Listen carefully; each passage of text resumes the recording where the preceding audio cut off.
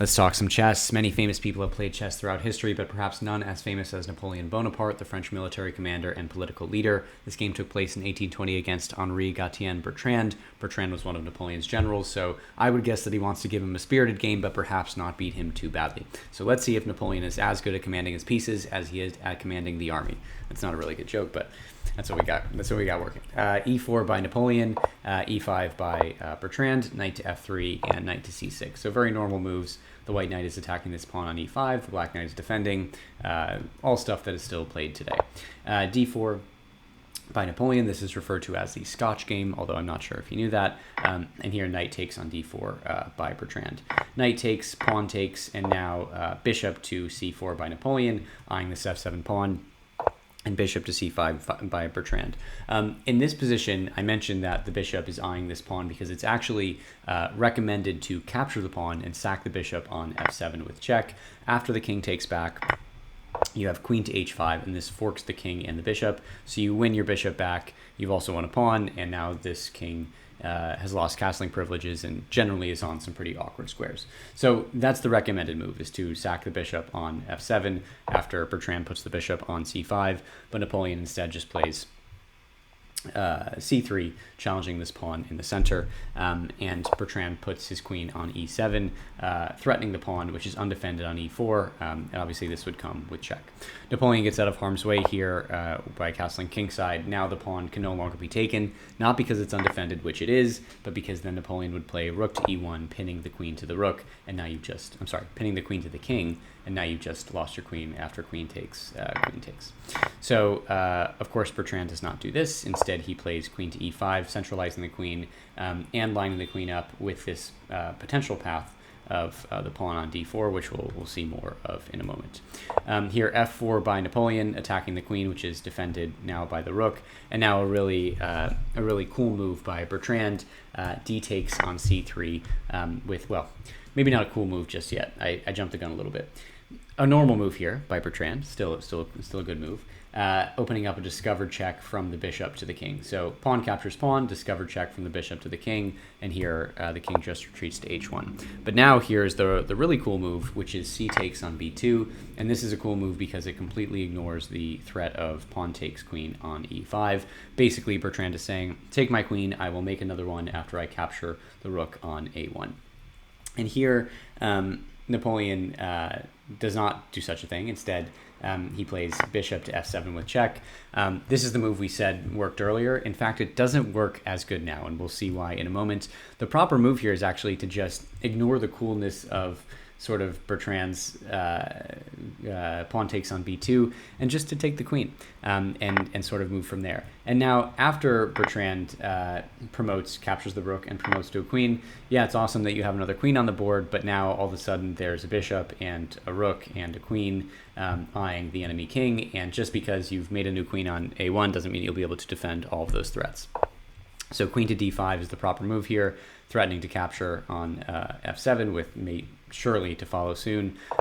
Knight to h6, protecting f7, bishop takes, and now rook to f8. So basically this knight moving cleared away the path for the rook to defend on f7. So knight moves, bishop takes, rook to f8, but now queen just takes on c5, and I should have mentioned when the queen came to d5, it's obviously attacking the undefended bishop, but the threat of queen takes on f7 is more pertinent.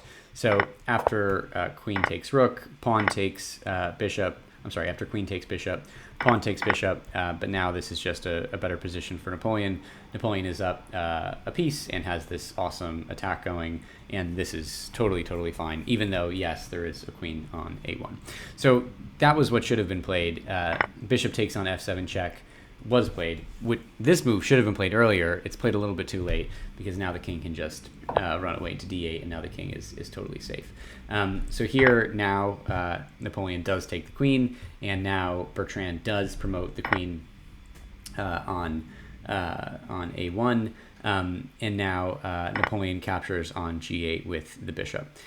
We have bishop to e7, retreating the bishop. not allowing, I guess, any queen to d5 ideas. I don't know, rerouting the bishop. I'm honestly not too sure. Maybe I didn't look at this move long enough.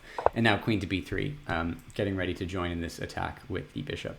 And here we have just like a ridiculous move by Bertrand.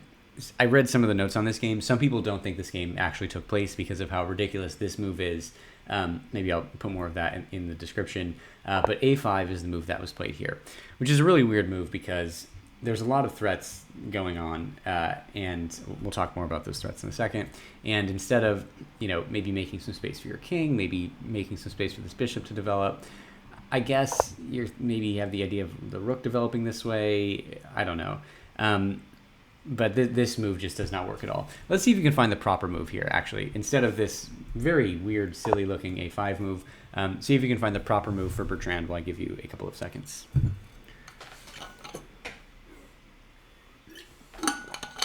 Okay, we're going to do two of these in quick succession. So this is the first one. The proper move is queen takes on e5, queen takes pawn. And now you've got your queen re-centralized, and it's going to be much more fit to deal with the oncoming attack of Napoleon. So we'll come back to this move in a moment. Instead, a5 is played. Very strange looking move. Now see if you can find Napoleon's move that puts the game away and leads to a mate in just a couple of moves. Well, I'll give you a couple of seconds. All right, 2 in a row here. Hopefully you were able to get both. The move here is rook to f8 with check. And this is a beautiful rook lift / sacrifice. The rook is obviously checking the king. The king cannot move away, so the bishop has to take the king here. But now you get the wonderful bishop developing with check, bishop to g5, boom, that's check. And now the king is in a lot of trouble.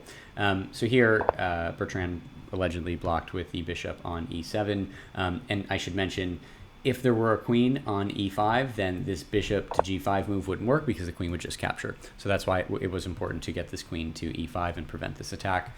But alas, there's no queen on e5, so bishop blocks, bishop captures on e7 with check. You don't, if you move the king to e8, then you just get queen to f7, and this of course is checkmate. So king has to capture the bishop, but now queen to f7 check anyways, and now the king is in a lot of trouble because the most natural escape square, which is d6, is covered by this pawn on e5. Another reason why queen to e5 would have stopped all of this from happening. So the king runs away to d8, but now it's just checkmate, of course, in one move, and that move is queen to f8, and the queen does all the work by itself, just checking the king and preventing the king from moving to e7, and the game is over without the help of this bishop, unfortunately for the bishop.